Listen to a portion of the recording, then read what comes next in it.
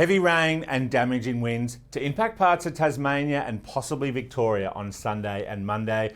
And while severe weather warnings aren't current right now, we expect them to be issued later on Saturday, especially around eastern and southeastern parts of Tasmania for damaging winds and possibly heavy rainfall. And talking about rainfall, we already have flood watches current for large parts of Tasmania, including the populated areas of southeastern Tasmania.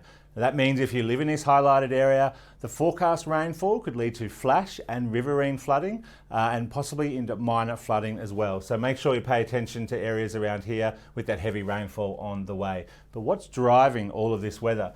Well, if we zoom out a little bit, you can see a low pressure system developing off the coast of New South Wales on Saturday. And it's going to rapidly intensify as we move through the day on Saturday and Saturday night. And it's going to take an unusual direction. Generally, lows here will go to the southeast. But this one is actually going to go to the southwest, and that means the weather is going to shift into eastern parts of Tasmania and southern parts of Victoria. So as we get into the afternoon on Sunday, notice the really strong winds and rainfall wrapping around this low pressure system, starting to impact eastern and southeastern parts of Tasmania, and some of that energy and weather also getting up into parts of South Australia and southern Victoria. Then, as we move into the latter part of Sunday, you'll see the low getting pretty close to Tasmania with widespread heavy rain and gusty winds, some possibly damaging. Now, I must stress, this is just one scenario. Some of our guidance has a low further north, some further east, and some further south. So that's why it's important, if you live in this area or know someone that does, to continue to stay up to date with the latest forecasts and warnings across the weekend in Tasmania and southern Victoria. Then as we move into later Monday and Tuesday, continuing to see that heavy rain and strong and possibly damaging winds impacting parts of Tasmania and southern Victoria. Now, when we start talking about rainfall, pretty dry across Saturday, but note the rainfall starting to pick up as that rain shifts westward, which is highly dependent on the exact track and intensity of this low pressure system.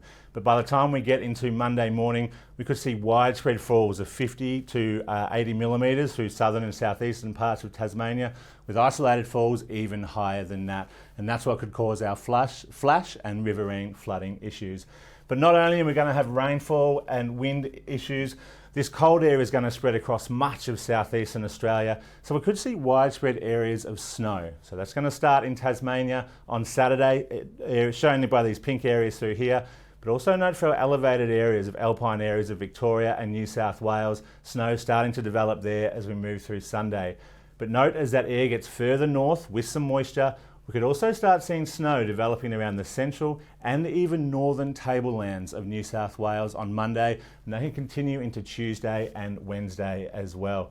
Finally, the other impact of this weather system will also be huge seas and swell. So this is a very large low pressure system, and that's going to lead to some very big seas and swell off the coast of New South Wales, where we're likely to see hazardous surf warnings there across the weekend and into early next week.